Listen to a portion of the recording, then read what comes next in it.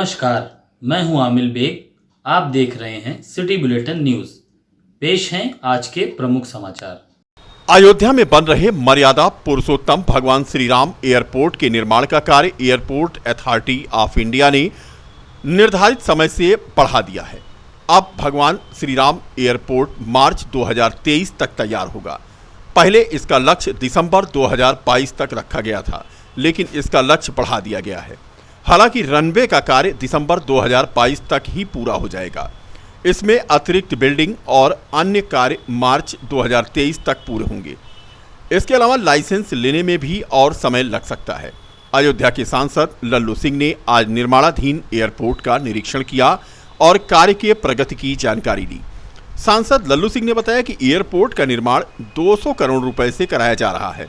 116 करोड़ की लागत से रनवे बनाया जा रहा है।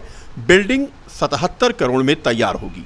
एयरपोर्ट में वह सारी फैसिलिटी होगी जो हिंदुस्तान के अन्य एयरपोर्टों में है। एयर कंडीशनर, लिफ्ट, एस्केलेटर की भी सुविधा होगी।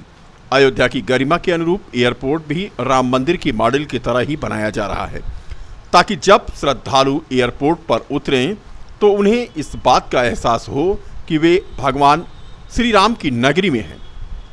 इसी तरह से अयोध्या धाम का रेलवे स्टेशन भी राम मंदिर के अनुरूप ही बनाया जा रहा है।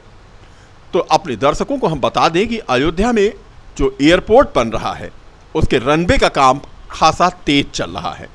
रनवे दिसंबर 2000 तक तैयार हो जाएगा और यहाँ पर एयरपोर्ट जो है वो मार्च 2023 तक बनकर तैयार होगा। इससे पहले दिसंबर 2022 तक श्री राम एयरपोर्ट को चालू करने का लक्ष्य रखा गया था, लेकिन अपरिहार्य कारणों से एयरपोर्ट अथॉरिटी ऑफ इंडिया ने निर्धारित समय और बढ़ा दिया है। हवाई अड्डा जो बन रहा था, इसको देखने की इच्छा बहुत दिनों से थी, क्या किस प्रकार से काम चल रहा है। आज डायरेक्टर साहब के साथ और यहाँ के अधिकारियों के साथ इसको देखा गया और यहाँ का जो टारगेट है काम को पूरा करने का वह मार्च तक का है और हमको विश्वास है कि अपने टारगेट को अचीव करेंगे। कुछ इस प्रकार की इसमें काम है जिसके कारण हो सकता है थोड़ा बहुत विलम्ब, लेकिन काम बहुत तेजी के साथ ये लोग कर रहे हैं। किन सुविधाओं के साथ सुविधाएं क्या क्या होंगी इसमें और क्या व्यवस्था? जो भी हवाई अड्डे पर सुविधा सब जगह है वो सारी सुविधाएं यहाँ पर रहेंगी।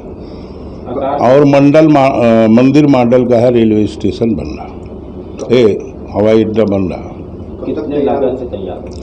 लगभग 200 करोड़ रुपए की अभी तक की लागत इसकी है। कब तक इसके तैयार हो जाने की उम्मीद? कह तो रहे मार्च तक टारगेट है इन लोगों का पूरा करने का। रनवे दिसंबर तक पूरा करेंगे, बिल्डिंग मार्च तक करेंगे, लेकिन हमें मान के चलते हैं कि 2-3 महीना और आगे। बीती रात इनायतनगर थाना क्षेत्र के हरनटीनगंज के सेमरा गांव में तेज धमाके की वजह से हड़कंप मच गया। धमाका इतना तेज था कि उसकी गूंज आसपास तक सुनाई दी। मौके पर पहुंचे सीओ मिल्कीपुर सत्येंद्र भूषण तिवारी ने बताया कि इमरान नामक स्थानीय निवासी जो पटाखा बनाने का काम करता था, बीती रात पटाखा बनाते समय बारूद में धमाका हो गया। इस घटना में इमरान गंभीर रूप से घायल हो गया और उसे ट्रॉमा सेंटर रेफर किया गया है। धमाके से घर भी क्षतिग्रस्त हो गया। पुलिस पूरे मामले की जांच कर रही है। मौके पर पटाखा बनाने का सामान भी बरामद हुआ है। एक गांव सेमरा से रात करीब 9:45 बजे पुलिस को एक सूचना प्राप्त हुई कि मकान में किसी एक सिलेंडर का विस्फोट हो गया है। इस सूचना पर मौके पर पुलिस पहुंची।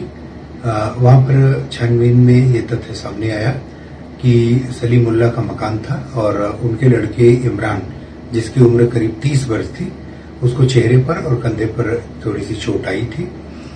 उसको अस्पताल भेज दिया गया है दवा इलाज के लिए। मौके पर जो तलाश किया गया वहां पटाखा बनाने और आतिशबाजी से जुड़ी हुई कुछ चीजें बरामद हुई हैं। मौके पर फील्ड यूनिट, फायर ब्रिगेड और पुलिस टीमें मौजूद थी। जो भी साक्ष्य मिले हैं उनको कब्जे में लेकर आवश्यक विधिक कार्रवाई की जा रही है। आज अयोध्या में बने मद्रासी मंदिर से श्री राम रथ यात्रा निकाली गई, जिसमें सैकड़ों की संख्या में तेलंगाना से आए लोगों ने अपनी उपस्थिति दर्ज कराई। अयोध्या पहुंची तेलंगाना की राज्यपाल तमिलसाई सुंदर राजन ने आज हनुमानगढ़ी और राम जन्मभूमि का दर्शन पूजन भी किया। इस मौके पर तेलंगाना की राज्यपाल ने कहा कि आज रामलला का दर्शन करना उनके लिए सौभाग्य की बात है। तेलंगाना की राज्यपाल ने कहा कि कुछ तमिल भाषी लोगों के धार्मिक आयोजनों में वह भाग लेने आई हैं। इसके साथ पिछले 60 वर्षों से जुड़े हैं। भगवान राम, लक्ष्मण, सीता और हनुमान जी की प्रतिमा के रथ पर सवार होकर नगर भ्रमण के लिए यह यात्रा निकली है। पूरे देश के लिए उन्होंने आज आशीर्वाद मांगा। उन्होंने कहा कि हनुमानगढ़ी और राम जन्मभूमि का आज वह दर्शन पूजन करके स्वयं को सौभाग्यशाली मान रही हैं। उन्होंने कहा कि मद्रास मंदिर का जीर्णोद्धार चल रहा है। वार्षिक उत्सव के तौर पर धार्मिक आयोजन किया गया है। नवीन मंडी पुलिस चौकी क्षेत्र के रायबरेली रोड पर स्थित दुबे मिष्ठान भंडार में आग लग गई। आग लगने से यहां पर अफरा तफरी मच गई। अग्निशमन विभाग को सूचना मिली तो पुलिस के साथ अग्निशमन दस्ते की गाड़ी भी यहां पहुंच गई। आग पर काबू पाया जा सका। नुकसान कितना हुआ इसका आकलन किया जा रहा है। बताया गया कि सिलेंडर की पाइप निकालते समय यह आग लगी। दुबे मिष्ठान भंडार पूरी तरह से जलकर खाक हो गया। बताते हैं कि लाखों का इनका नुकसान हुआ है। रायबरेली रोड पर यह मिष्ठान की दुकान है जहां पर आज आग लग गई। चलती बस से आज युवक गिरकर घायल हो गया। बता दें कि अयोध्या लखनऊ हाईवे पर दिल्ली जा रही यात्री बस का कंडक्टर चलती बस से अचानक नीचे गिर गया और गंभीर रूप से घायल हो गया।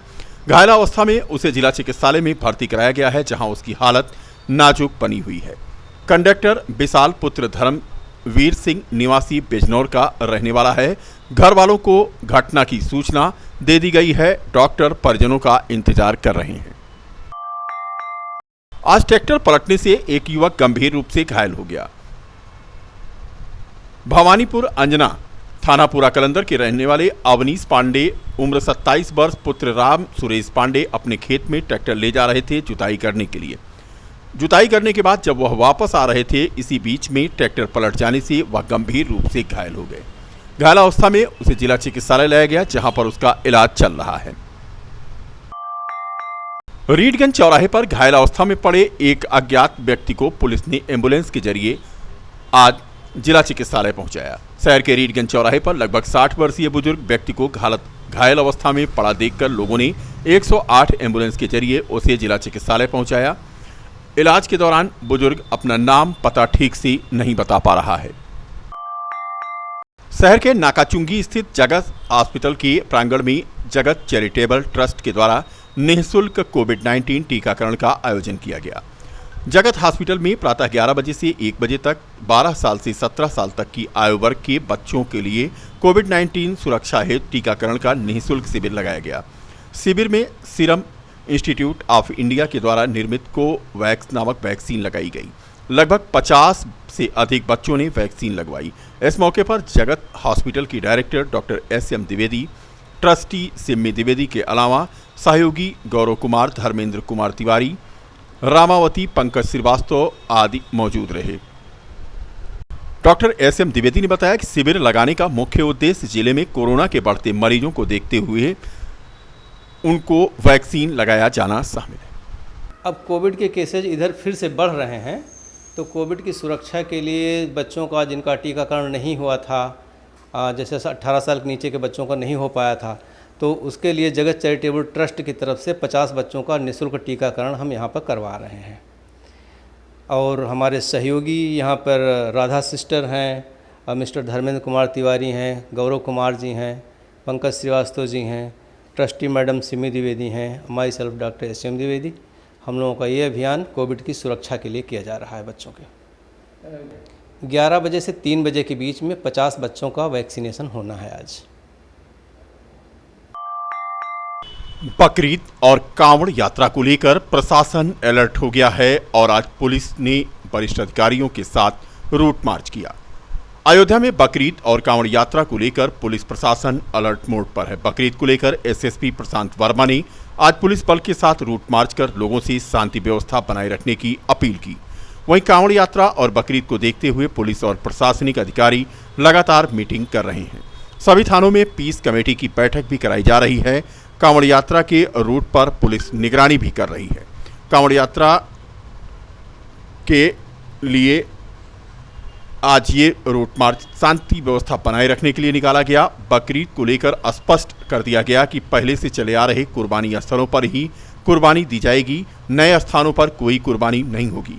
एसएसपी प्रशांत वर्मा ने बताया कि बकरीद और कांवड़ यात्रा को लेकर बैठक हुई है। बैठक में विस्तार से चर्चा की गई है। लोगों से परंपरागत रूप से त्यौहार मनाने की अपील की गई है। उन्होंने कहा कि कांवड़ यात्रा जो हमारे यहाँ से गुजरती है, यात्रियों की सुविधाओं का ध्यान रखा जाएगा। जैसा कि आप सभी लोग जानते हैं कि बकरीद का जो पर्व है वो परसों के लिए प्रस्तावित है।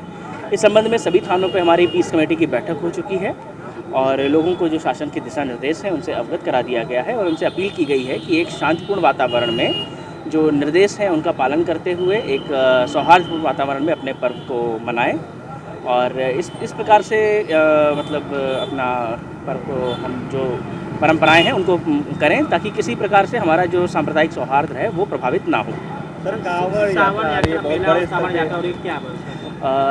जैसा कि आप सब जानते हैं कि श्रावण मास का प्रारंभ हो रहा है और इसमें कांवड़ यात्रा प्रारंभ हो रही है। इस संबंध में जो पिछले वर्षों के जो हमारे अनुभव रहे हैं उसके आधार पर हम लोग रूट की प्लानिंग कर रहे हैं। इसके अलावा जो कांवड़ संघ हैं उनसे वार्ता की जा रही है और जो दिशा निर्देश हैं वो उनको दिए जा रहे हैं। जगह जगह पर जो व्यवस्थाएं होती हैं उनको मॉनिटर किया जा रहा है और विशेष तौर पर मंदिरों पर जो भीड़ इकट्ठी होती है उसको मैनेज करने के लिए और वो कहीं भी एक खतरनाक स्तर ना पाए उसके लिए पुलिस प्रबंध किए जा रहे हैं। सभी लोगों से अपील है कि आपके जो भी पर्व त्यौहार एक साथ पड़ रहे हैं इनको एक हम सांप्रदायिक सौहार्दपूर्ण वातावरण में मनाएं। इस प्रकार मनाएं ताकि किसी भी वर्ग की, चाहे वो जिस धर्म जात से बिलोंग करता हो, उसकी भावनाएं आहत ना हो। सभी की संभावनाओं को, सभी की आस्थाओं को सम्मान रखते हुए अपने पर्व को हर्षोल्लास के साथ मनाएं। थाना कैंट में एसपी सिटी विजयपाल सिंह के नेतृत्व में बकरीद, सावन झूला मेला, कांवड़ यात्रा को लेकर शांति कमेटी की बैठक आयोजित की गई। कैंट थाना परिसर में आयोजित इस बैठक में क्षेत्र के गणमान्य नागरिक, नाविक आदि शामिल हुए। आए हुए लोगों से आने वाले त्यौहार को लेकर के चर्चा की गई। इस मौके पर city magistrate Satyendra Singh CO के अलावा थाना कैंट के प्रभारी मौजूद रहे। एसपी सिटी विजयपाल सिंह ने बैठक में उपस्थित लोगों से आपसी शांति और सौहार्द बनाए रखने की अपील की। पीस कमेटी की बैठक में आगामी त्यौहार बकरीद, कांवड़ यात्रा को लेकर चर्चा की गई।